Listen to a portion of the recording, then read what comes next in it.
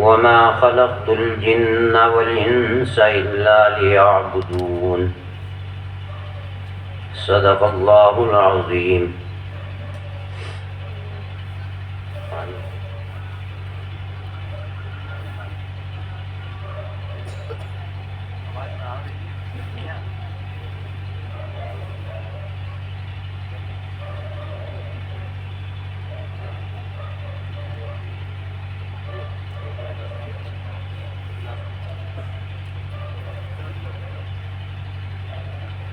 ہزاروں سال نرگس اپنی بے نوری پہ روتی ہے، بڑی مشکل سے ہوتا ہے چمن میں دیدور پیدا. یقیناً آپ حضرات مبارکباد کے قابل ہیں اور آپ کو اپنے مدرسے سے لگن اور محبت ہے جو 1 بجے تک آپ بیٹھے ہوئے ہیں.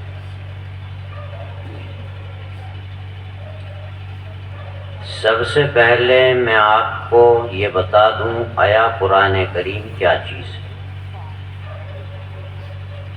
قرآن کریم کے بارے میں پروردگار عالم خود ارشاد فرماتا ہے اِنَّا عَرَضْنَا الْأَمَانَةَ عَلَى السَّمَاوَاتِ وَالْأَرْضِ وَالْجِبَالِ فَأَبَيْنَ أَن يَحْمِلْنَهَا وَأَشْفَقْنَ مِنْهَا وَحَمَلَهَا الْإِنسَانُ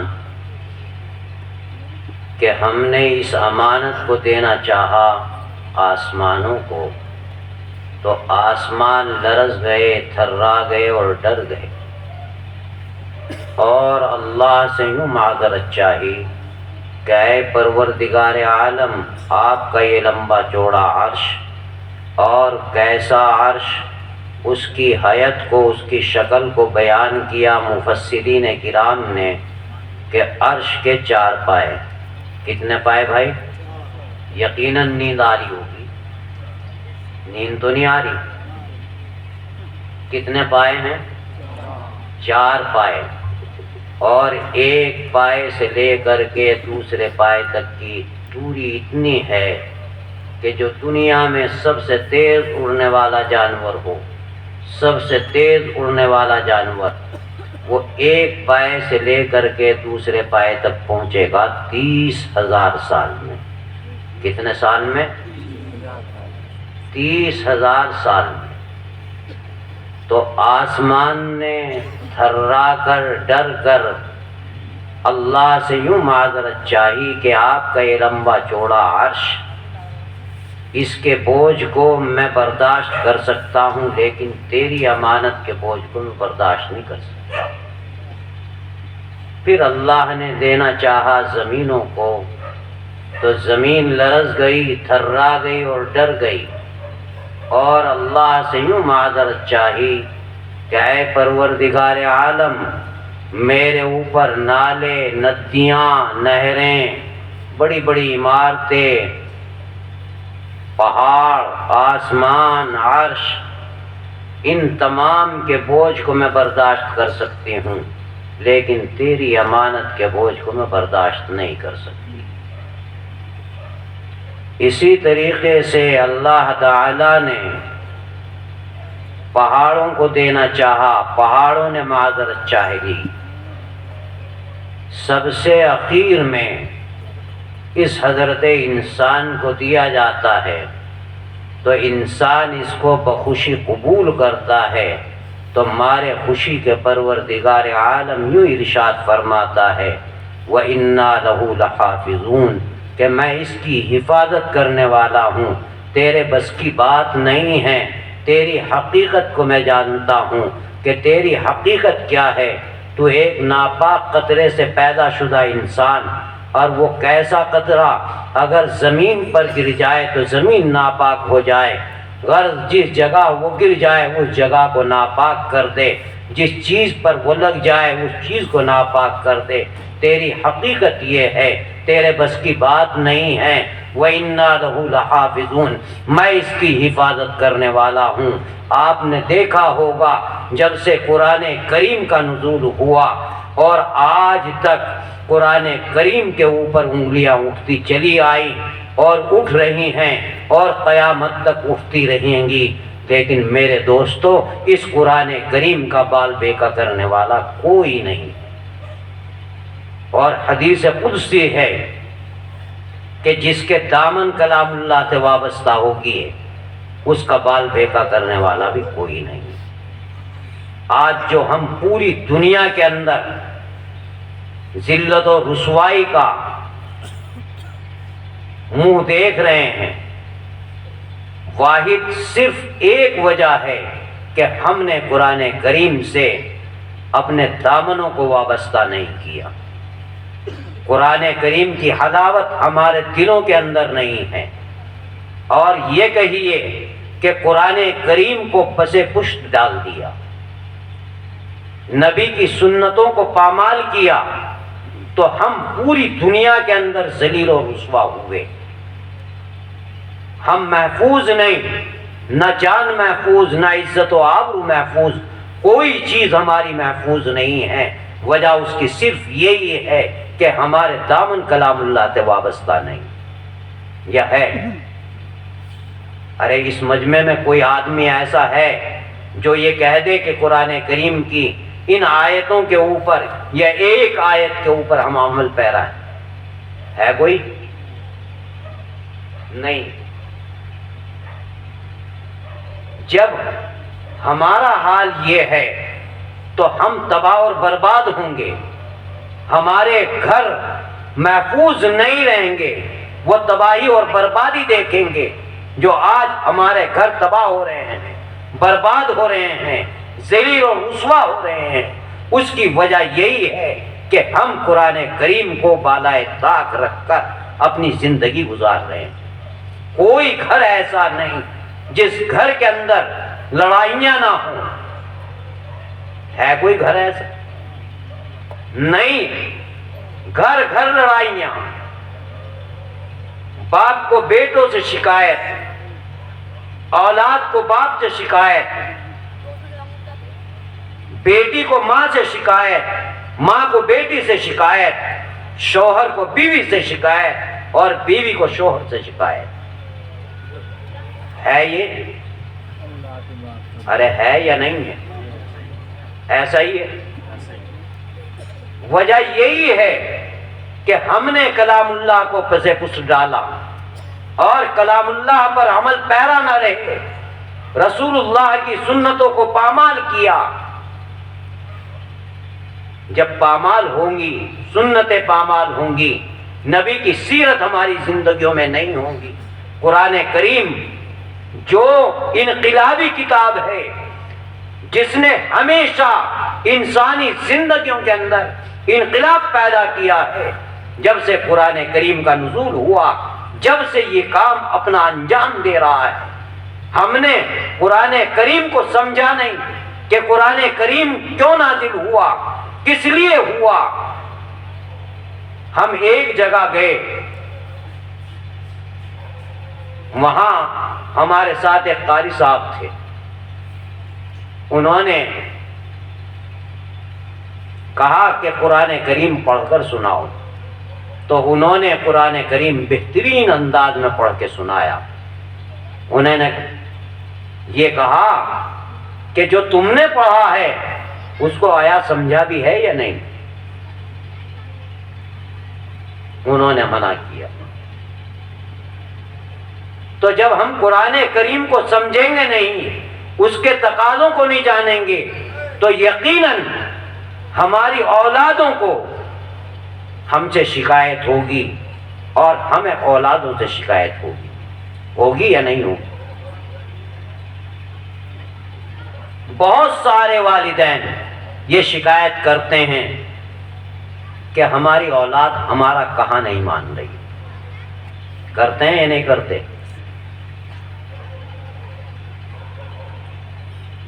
میں یہ کہتا ہوں اور ہمیشہ کہتا ہوں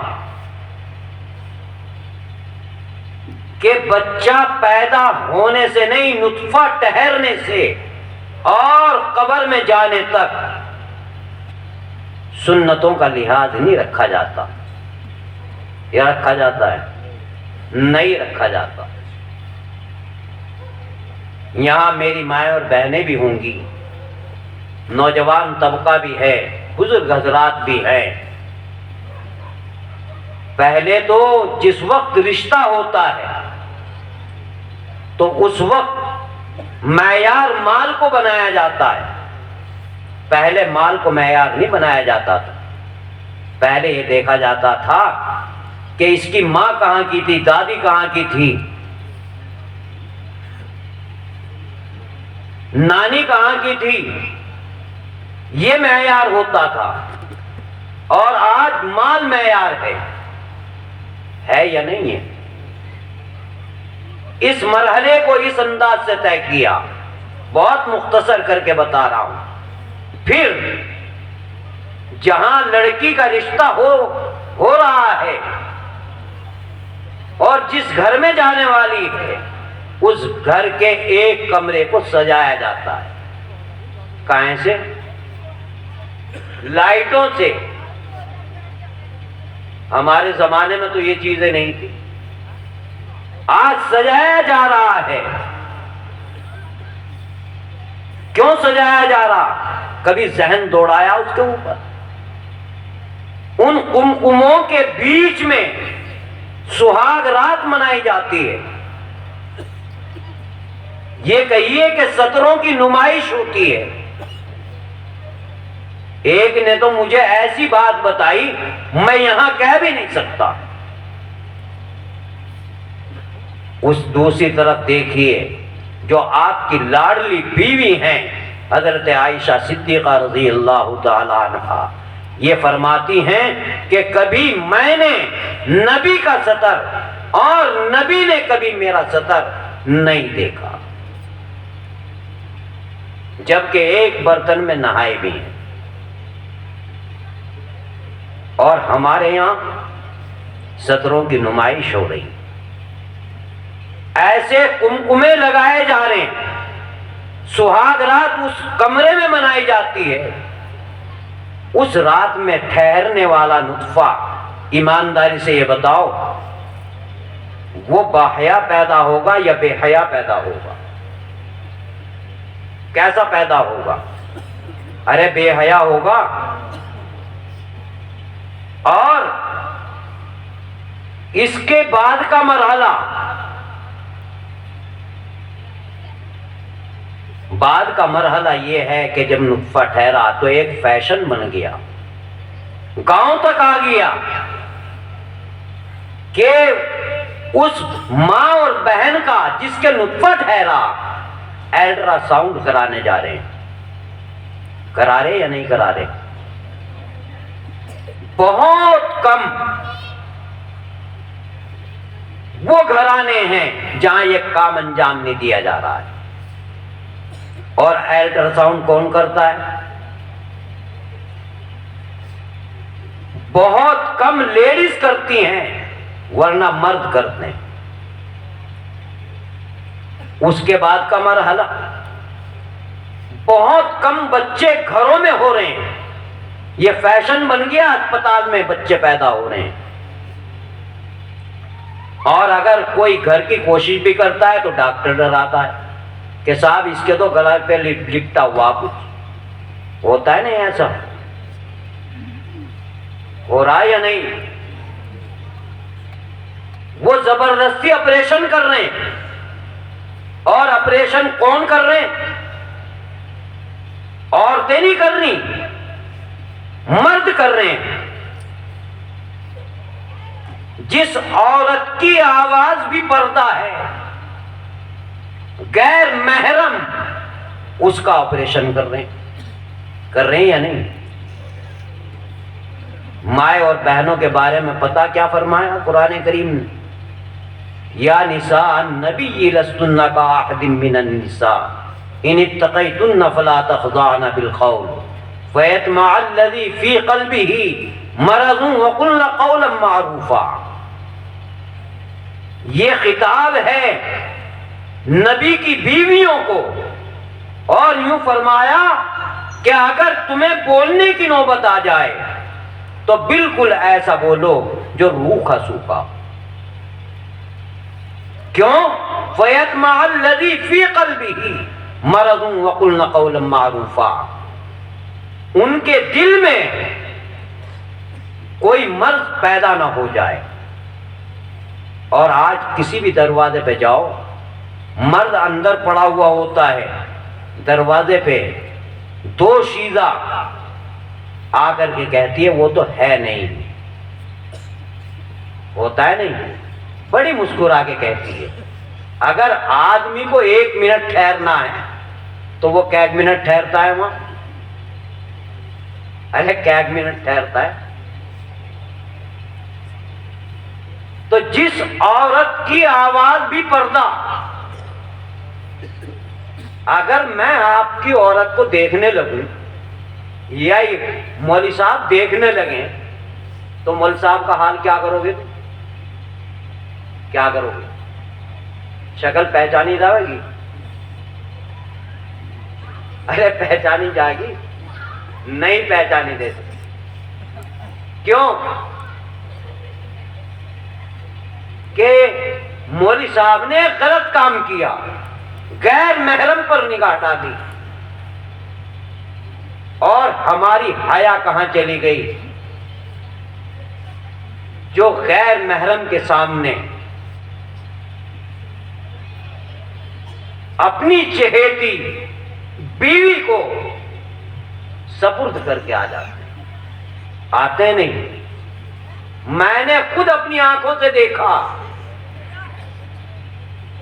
ایک ڈاکٹر آپریشن کرتا ہے اور ایک بیٹھتا ہے، خدا کی قسم ذہنی عیاشیاں ہو رہی ہماری ماں اور بہنوں کے ساتھ۔ اب جوں توں کر کے بچہ پیدا ہو گیا۔ جب بچہ پیدا ہوا تو نبی نے سب سے پہلے کیا فرمایا؟ نبی نے فرمایا کہ اس کے دائیں کان میں اذان اور بائیں میں تکبیر پڑھو۔ بائیں میں کیا کرو؟ تکبیر پڑھو۔ یہ نبی نے کیوں فرمایا؟ اس کی کیا وجہ تھی؟ اس کی اصل وجہ یہ ہے، آپ نے دیکھا ہوگا کہ کوئی بھی بچہ جب اس دنیا میں آ کے کھولتا ہے تو ہنستا ہوا پیدا نہیں ہوتا، یا ہوتا ہے؟ روتا ہوا ہوتا ہے۔ اور وہ روتا کیوں ہے؟ رسالت مآب نے فرمایا کہ جس وقت وہ دنیا میں آ کے کھولتا ہے تو شیطان اس کے چوبے لگاتا ہے۔ جب چوبے لگاتا ہے تو اس کی تکلیف سے بچہ روتا ہے۔ اور آپ نے یہ بھی سنا ہوگا کہ جب شیطان اذان کی آواز کو سنتا ہے تو ری خارج کرتا ہوا بھاگتا ہے۔ اس لیے رسالت مآب نے فرمایا کہ دائیں کان میں اذان دو اور بائیں میں تکبیر کہو، تاکہ اس بچے کو شیطان کی پہنچائی تکلیف سے نجات مل سکے۔ اس لیے فرمایا۔ کیا اس کام کو ہم کرتے؟ کیا ایک دن کے بعد کرتے ہیں؟ ارے کئی دن گزر جا نہیں۔ میرے خیال سے مول صاحب کو نیند آ رہی۔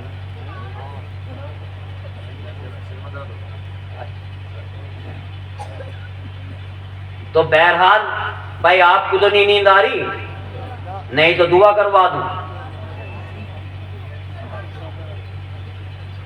اچھا اور سمجھاؤں،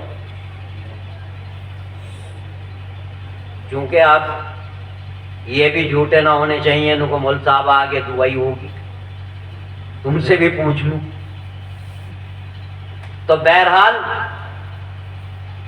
کئی دن کے بعد یہ مرحلہ طے ہوتا ہے، اذان دی جاتی ہے۔ بلکہ ایک جگہ میں اسی کے اوپر بات کر رہا تھا، 6 مہینے کا بچہ لے کر کے ایک عورت آئی کہ مول صاحب اس کے کان میں اذان نہیں ہوئی، اذان پڑھ دو۔ 6 مہینے کے بعد کال کاجی ایک علاقہ ہے گووند پوری، وہاں کا میں واقعہ بتا رہا ہوں۔ تو میرے دوستوں یہاں بھی سنتوں کا لحاظ نہیں رہا، اب اس سے بعد کا مرحلہ لے لو۔ ابھی بچہ کچھ جانتا تو نہیں، کچھ نہیں جانتا، لیکن میرے دوستو جھوٹ بولنا، دھوکے دینا ہم اس کو سکھاتے ہیں۔ کیسے؟ بچہ کھیل رہا ہے، والدہ سبزی کاٹ رہی ہے، مثلا چاقو پڑا ہوا، چھری پڑی ہوئی، اب بچے نے وہ اٹھا لی، اب والدہ لینا چاہتی ہے، بچہ دینا نہیں چاہتا، اب والدہ کا طرز عمل کیا ہے؟ اس کے ہاتھ سے لے گی تاکہ اس کو تکلیف نہ پہنچے، اور اس چاقو یا چھری کو کمر کے پیچھے کر لے گی اور کہے گی کہ فلاں چیز لے گئی۔ ہمارے یہاں تو یہ کہا جاتا ہے کہ کوکو لے گئی۔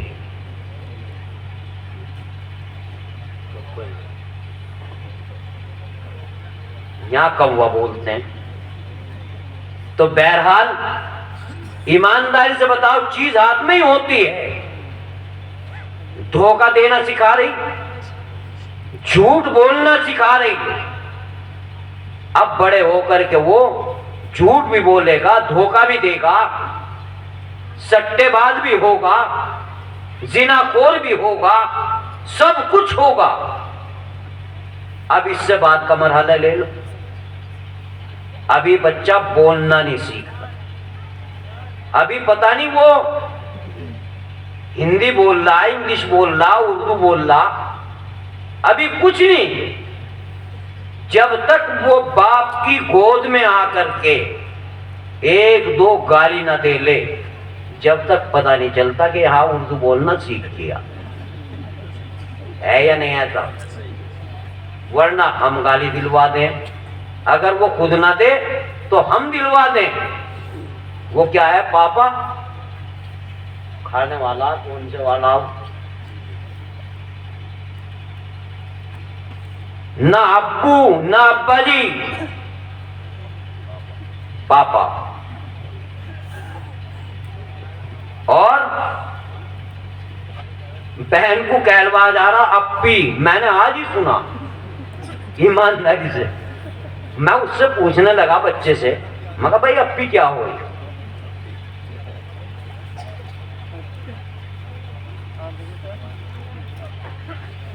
اس سے بعد کا مرحلہ لو۔ ابھی بچہ چھوٹا ہے، جبکہ آپ نے دیکھا ہے کہ ماؤں کے پیٹ سے کوئی 10 پاروں کا حافظ، کوئی 15 پاروں کا حافظ، کوئی پورے کلام اللہ کا حافظ آئی یا نہیں؟ وہ کیوں آئے؟ ان کے ایمان اور یقین پر محنتیں ہوتی تھیں۔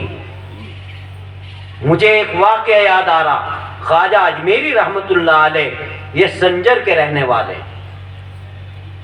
سنجر سے لے کر کے اجمیر کا سفر کرتے ہیں، کئی لاکھ آدمی آپ کے ہاتھ پر گناہوں سے توبہ کی بیعت کرتے ہیں، اور کئی لاکھ آدمی اسلام قبول کرتے ہیں، کلمہ پڑھتے ہیں۔ تو جس وقت یہ پہنچے والدہ کے پاس، بہت خوش، ماں نے دیکھا بیٹا بہت خوش ہے، پوچھا بیٹا خوش کیوں ہے؟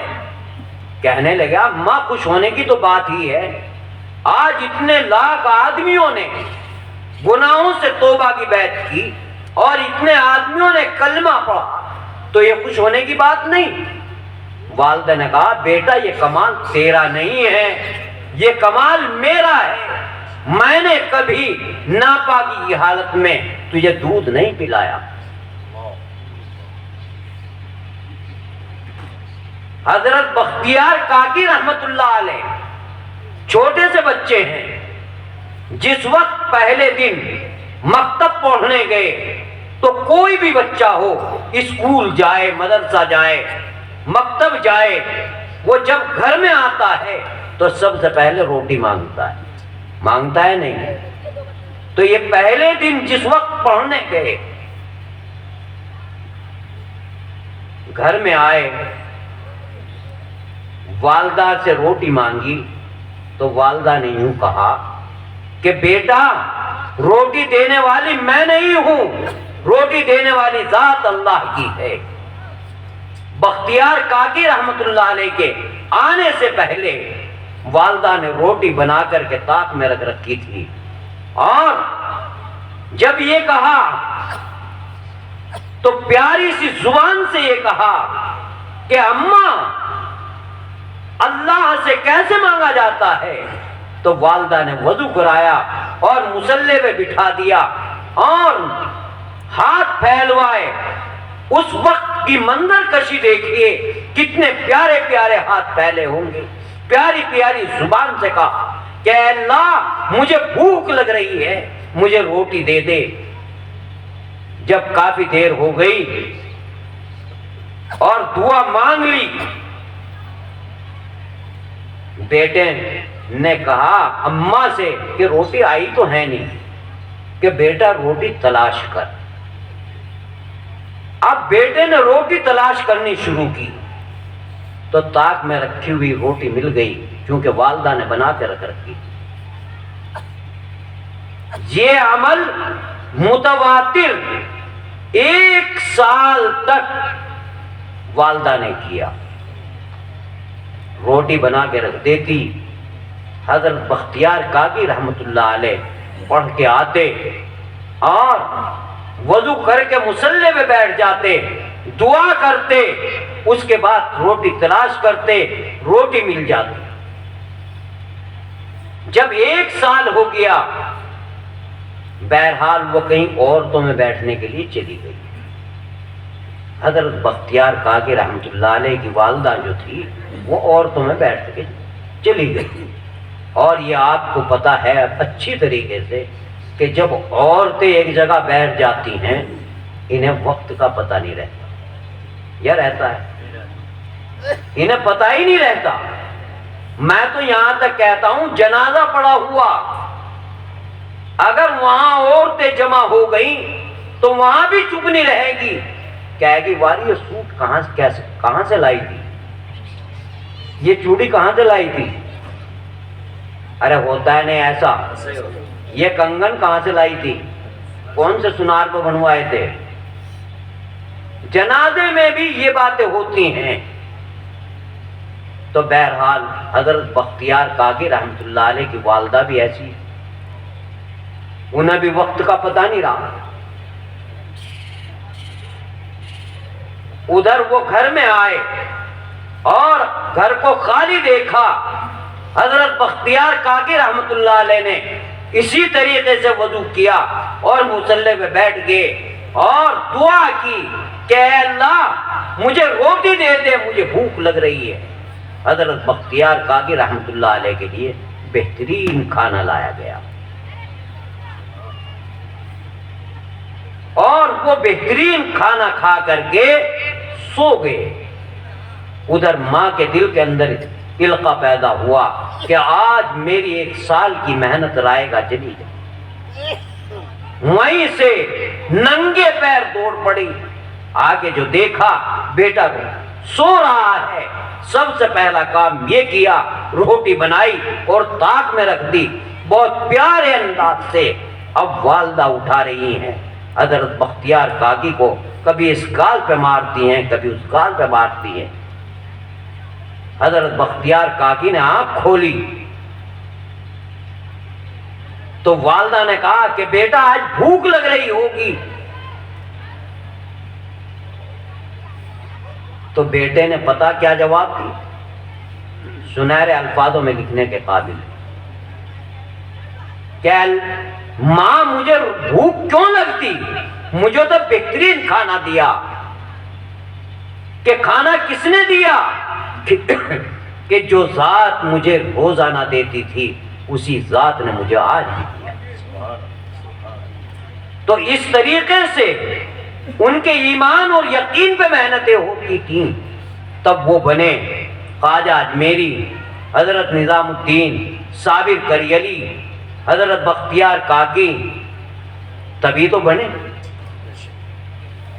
میاں جی نور محمد جھنجھانوی، حاجی امداد اللہ مہاجر مکی، مولانا قاسم نانوتوی، مولانا اشرف علی تھانوی، حضرت شیخ الہند مولانا محمود الحسن دیوبندی، مولانا حسین احمد مدنی رحمۃ اللہ علیہ، تبھی تو بنے. اگر والدہ محنت نہ کرتی کسی بھی شخصیت کو بنانے کے لیے ایک عورت کا کردار ہوتا ہے. اگر نبی کریم صلی اللہ علیہ وسلم کی زندگی کو اٹھا کر کے دیکھیں گے وہاں بھی ایک عورت کا کردار ملے گا. وہاں کیا ملے گا؟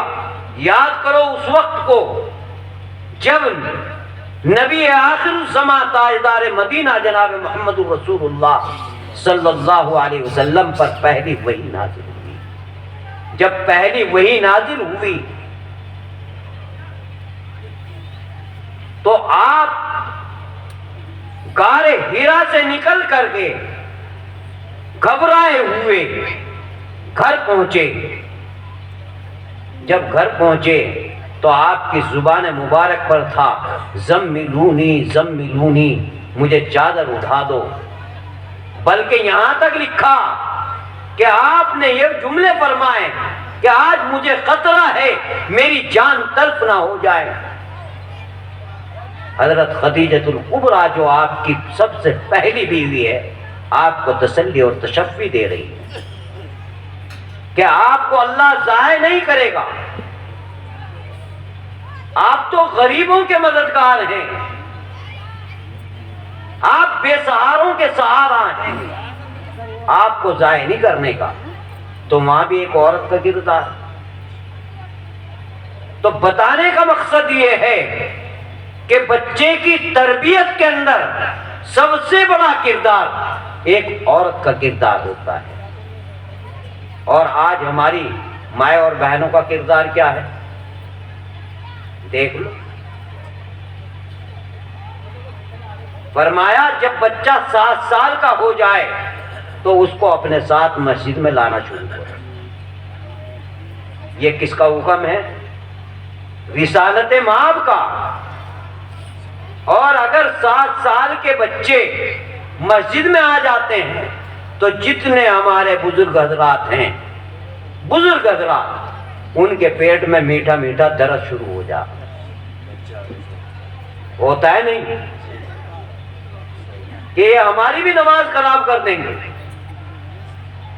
یہ نہیں دیکھ رہے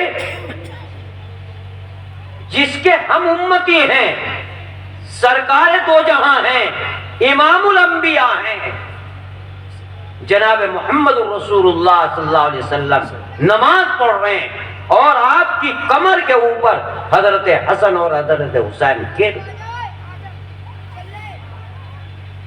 آپ کی نماز نہیں خراب ہو رہی. یوں آتا ہے رسالت مآب نے فرمایا کہ میں اپنے سجدے کو اگر لمبا کر رہا ہوں تو حضرت حسن اور حضرت حسین کی وجہ سے کر رہا ہوں. تو ایک طرف ہمارے نبی کا یہ کردار اور دوسری طرف ہمارا یہ کردار.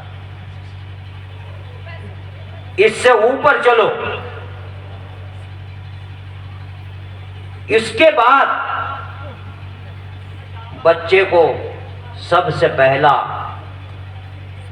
کہاں بٹھانا چاہیے؟ مدرسے میں. اور ہمارے بچے جا کہاں رہے ہیں؟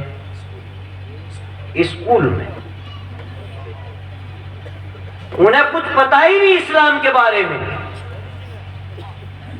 آج جو خرابیاں پیدا ہو رہی ہیں وجہ اس کی یہی ہے. میں کھل کے نہیں کہہ رہا ہوں، میں اشارتاً اس بات کو کہہ رہا ہوں اور کھل کے کہنا بھی نہیں چاہیے. تو بہرحال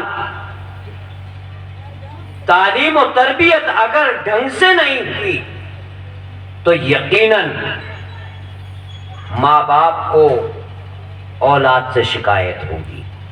اگر انہیں تعلیم و تربیت صحیح دی ہوتی تو انہیں اللہ کے حکم کا پتہ ہوتا. وَبِالْوَالِدَيْنِ إِحْسَانًا إِمَّا يَبْلُغَنَّ عِندَكَ الْكِبَرَ احدهما او كلاهما فلا تقل لهما اف ولا تنهرهما وقل لهما قولا کریما۔ اگر اولاد کو یہ پتا ہوتا والدین کے سامنے اف تک نہ کرو، اگرچہ وہ بڑھاپے کی حالت کو پہنچ جائے، ان کو جھڑکو مت۔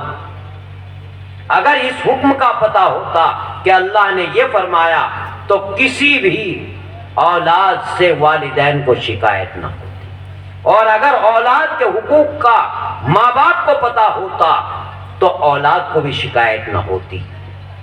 آج سب سے بڑی شکایت ہماری مائیں اور بہنوں کو کیسے ہے؟ شوہروں سے۔ کئی مولویوں کے پاس جا رہی، یہاں تک رپورٹ ہے کہ مندروں میں سادھوؤں کے پاس جا رہی، یہاں تک رپورٹ ہے۔ اور شکایت کیا ہے؟ شکایت یہ ہے کہ جی بس ایسا کر دو کہ میرا شوہر میرا کہاں ماننے لگے۔ ہے یا نہیں؟ یہ کب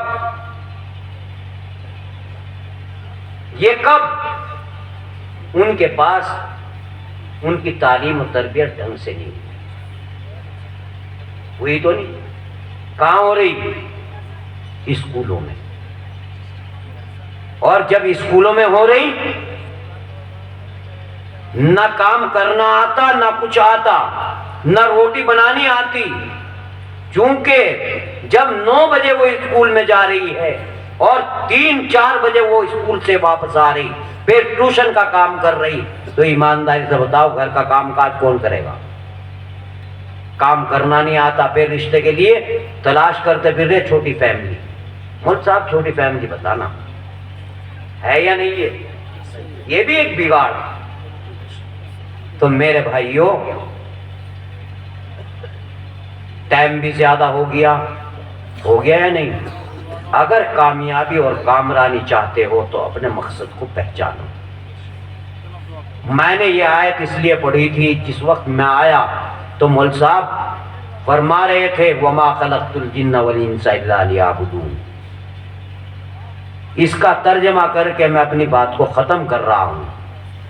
جن اور انسان کو اللہ تعالیٰ نے معرفت الہی کے لیے پیدا کیا، اللہ کو پہچاننے کے لیے۔ یہاں یعبدون جو ہے یعرفون کے معنی میں ہے، اللہ کو پہچاننے کے لیے 1,24,000 انبیاء بھیجے۔ کہیں کے لیے؟ تعلیم و تربیت کے لیے، اسی مقصد کو بتانے کے لیے، اللہ کو پہچانوانے کے لیے۔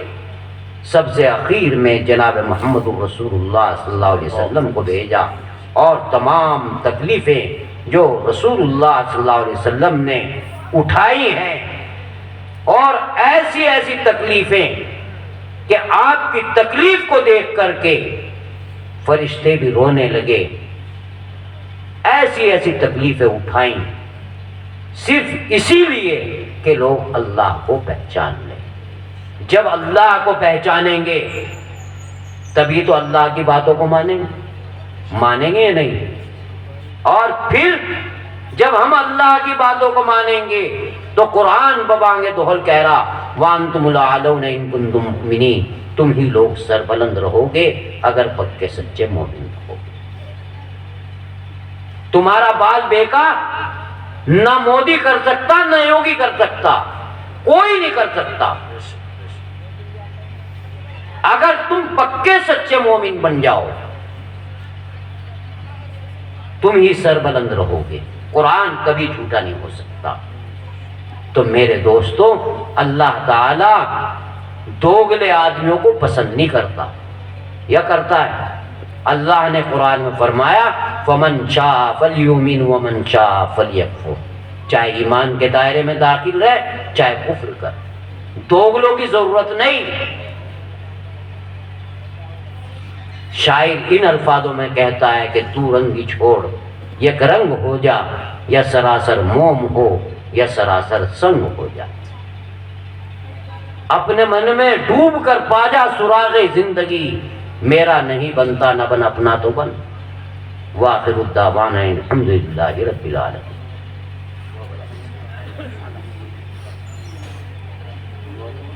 میں ہی کروں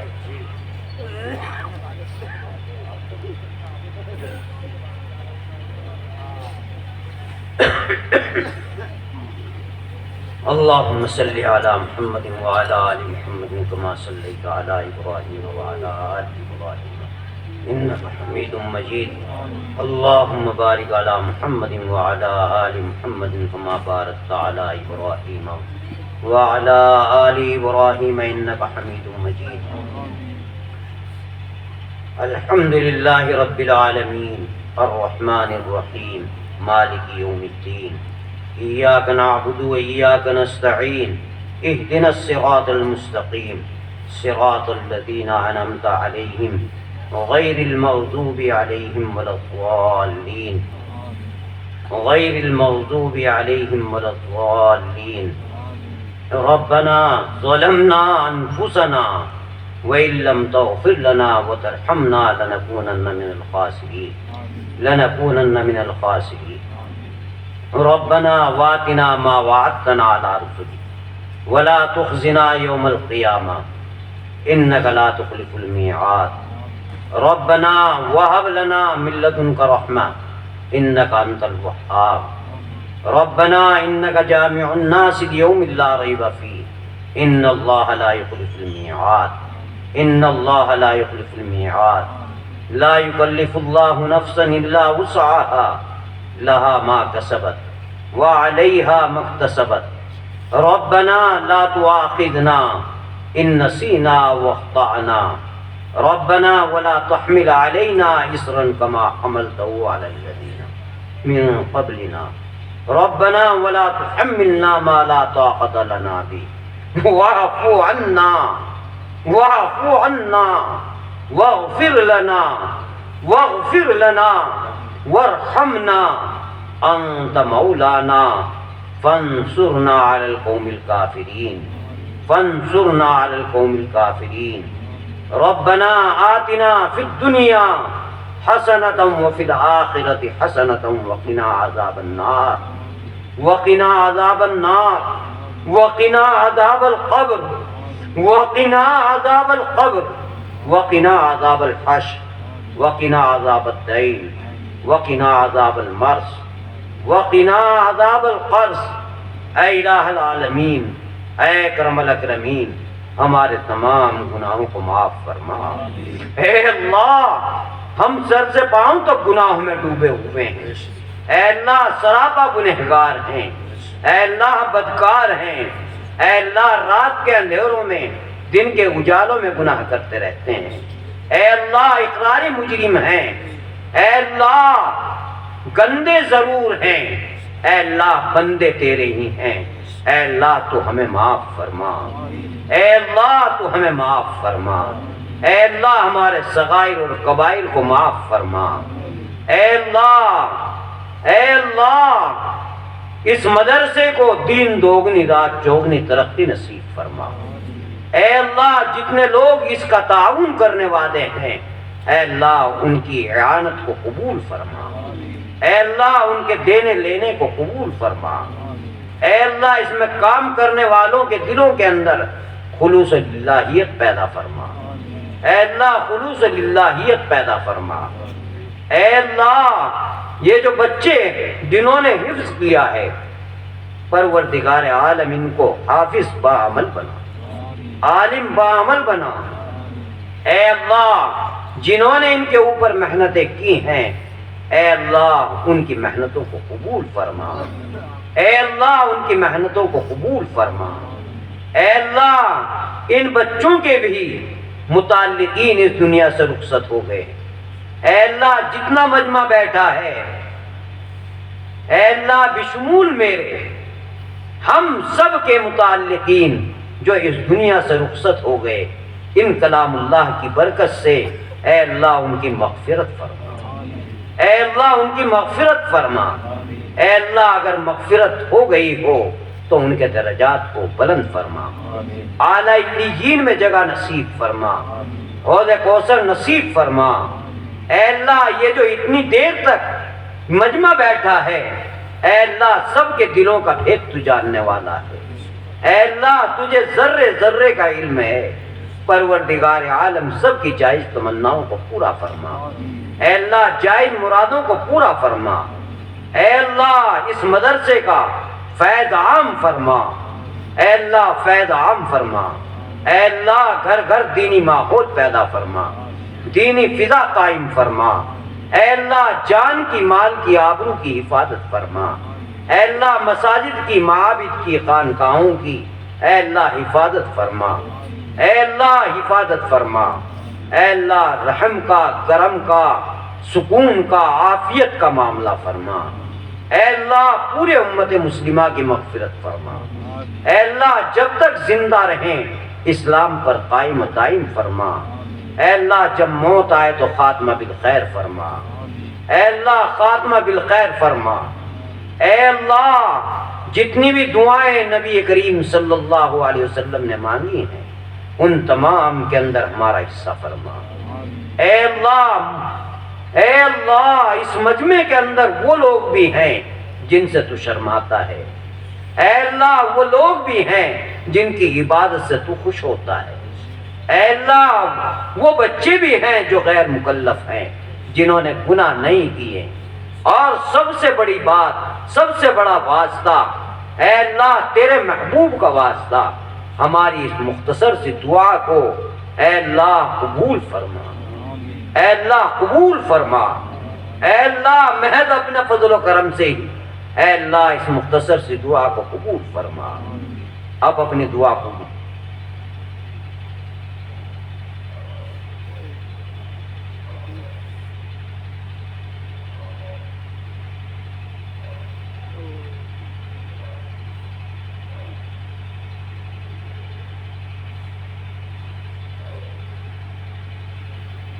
صلی اللہ تعالی علی خیر خلقہ محمد وآلہ وصحبہ اجمعین برحمتک یا ارحم الراحمین۔